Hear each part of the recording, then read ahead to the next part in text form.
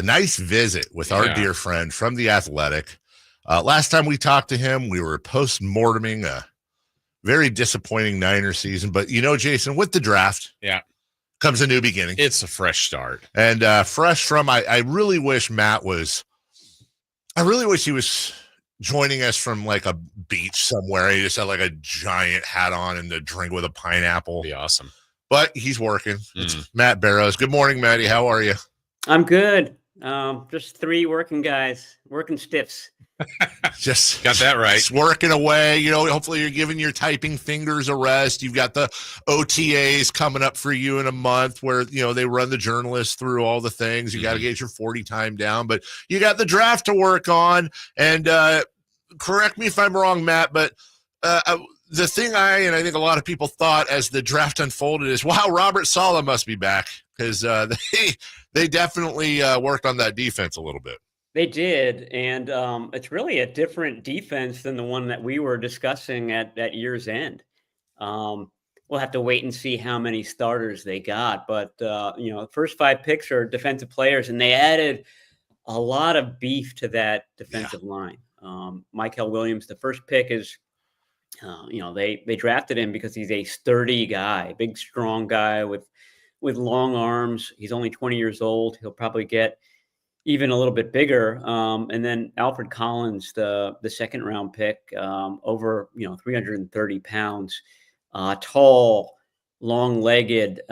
They lost that length when Eric Armstead and DeForest Buckner left, even Jabon Kinlaw a little bit. And that's something that John Lynch talked about. It's just trying to get some size back into the middle of that line. And then the guy that ended up being one of my favorite picks was their 4th rounder, CJ West. Doesn't have length, but he's a real kind of disruptor in the middle. He compares very well to DJ Jones, who was a day 3 pick by the 49ers back in, I guess it was 2019. And just somebody who's going to go in, maybe not get a lot of sacks. Sorry. Oh, I almost had a Dave choking incident. Yes. Let's go. But he's gonna muck up the backfield, and the idea is that you get guys like that coming up the middle, and then you have Nick Bosa and Michael Williams kind of finishing them off. So that's the overall plan for that unit. How soon it will all come together, we'll have to see. But I think it was a good sort of reset for that defensive line. Matt, was that the design from the get-go, was like, hey, we've got to attack the defense, or is it kind of the way the draft just fell in front of them? Well, I think that they saw the draft, several months out and said, okay, this draft is deep on defensive tackles and defensive ends. So I think that influenced what their free agency plan was going to be. They felt reassured that no matter how the draft unfolded, that, okay, we're going to come out of this draft with, 2 or 3 decent defensive linemen. And Kyle Shanahan admitted to being a little bit nervous about that because they were threadbare going into Thursday. And so you never know exactly what's going to happen, but I think that they're pretty happy about who they got. I know that they're happy about the first round pick. They definitely thought that the Saints at pick number 9 were going to get Michael Williams, and they didn't, and he was there at 11. So we'll get back to the defense in a second. Jordan Watkins, wide receiver, Ole Miss. Jordan James, running back, Oregon. Couple of Jordans there. Those were the 2 offensive picks, I believe. I know with McCaffrey coming back, Isaac Guerrero hopefully being a little more durable. They're kind of getting that backfield depth, and then hopefully Ricky Pearsall gets a full season. But with the loss of Deebo Samuel, how do you see those picks working out?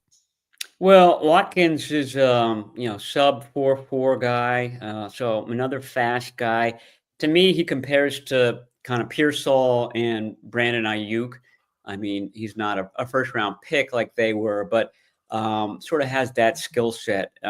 Good on the crossers.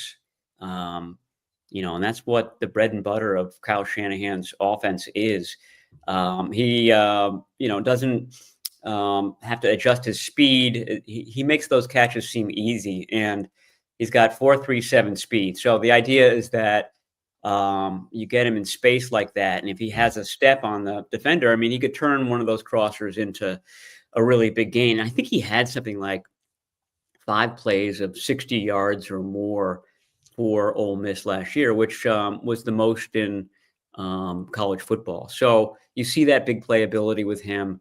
Kyle Shanahan's very particular about the types of wide receivers he likes. So I think that this is probably a good pick.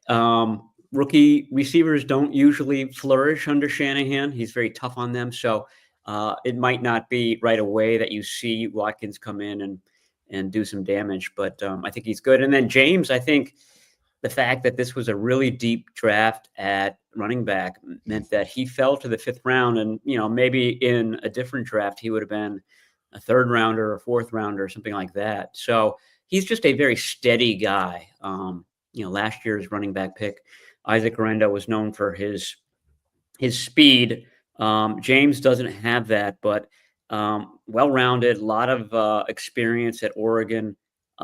Good out of the backfield as a receiver, good as a blocker. I think that's a big factor as far as playing as a rookie. So, I mean, he just automatically kind of slots in as their number 3 tailback right now. And he's got 2 guys ahead of him in McCaffrey and Guerendo who, were injured last year. And Guerendo has a long history of injuries as well. Yeah. So wouldn't be a surprise if Jordan James got a lot of playing time this season. Matt, just a quick follow-up. As Matt Barrows of The Athletic joins us, we're going over the Niners draft. You mentioned 4.37 speed for Jordan Watkins. This dumb Dave question coming in. This is a dumb question. I get it.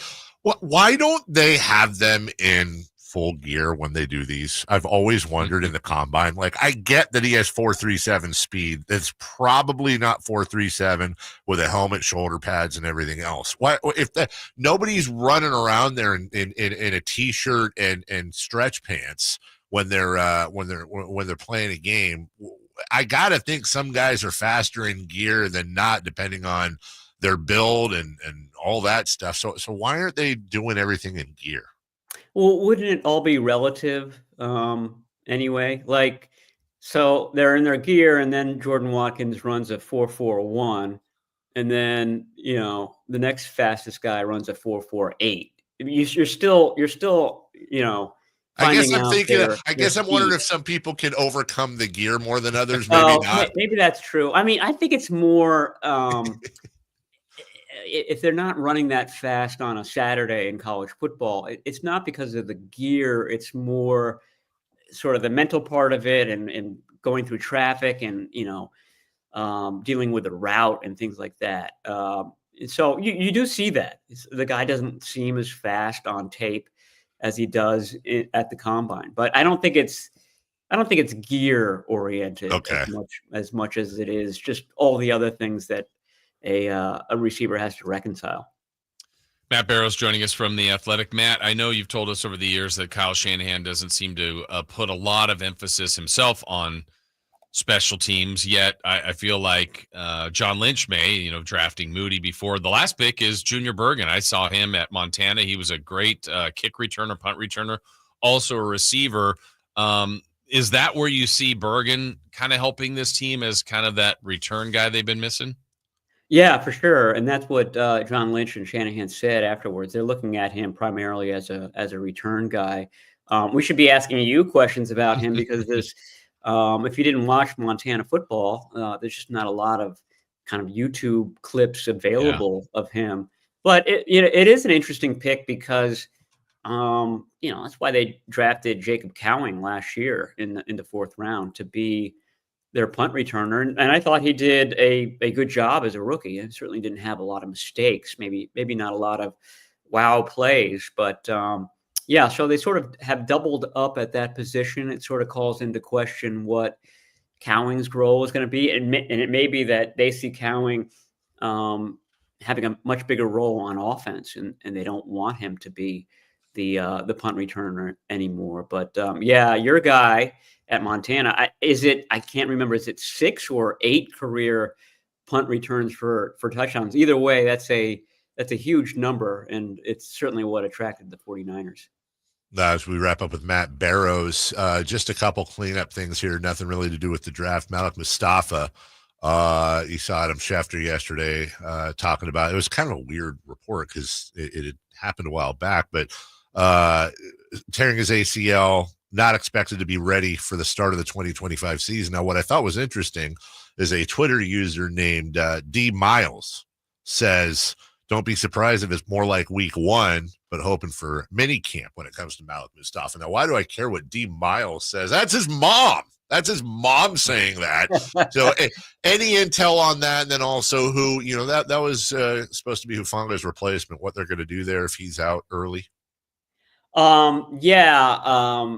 Mustafa himself pushed back on that timeline a little bit too on Twitter as well. So he was out there. The 49ers have what's called a local pro day, which is where guys from the Bay Area can work out before the draft. And so they had that earlier this month. And Mustafa was one of the veterans who sort of poked their heads out of the weight room and came by. And Mustafa is just, a physical specimen. He's rocked up. And you couldn't tell that he's recovering from an ACL injury. So we didn't know at that point. The 49ers obviously were trying to keep a lid on this through the draft. They did not signal that they were interested in safeties at all. They didn't bring any in for official visits, things like that. So I think that they were trying to keep that on the down low until after the draft. And lo and behold, about an hour after John Lynch and Kyle Shanahan spoke on Saturday, that's when the news of this finally slipped out. But yeah, Mustafa had a great rookie year.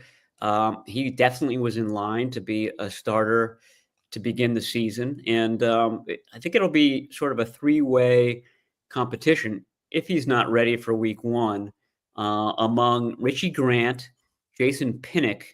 These are 2 free agents that they brought in last month, and then their 5th round pick, Marquise Siegel, who is another really fast guy, sort of a slot / safety, which is becoming a more and more popular type of position, certainly in college football.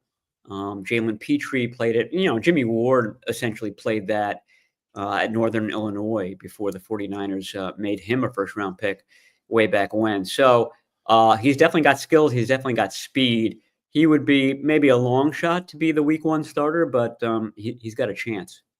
That's Matt Barrows of The Athletic. You can read all of his updates on the Niners, not just now with their draft, but throughout the offseason at The Athletic. Subscribe, save, and read wonderful journalism like Matt's. Appreciate you, brother. Have a great rest of your offseason. Thanks so much for hopping in. We'll talk to you soon. All right. I'll talk to you guys soon. Bye. All right, take care. That is Matt Barrows. We are way late for a break, but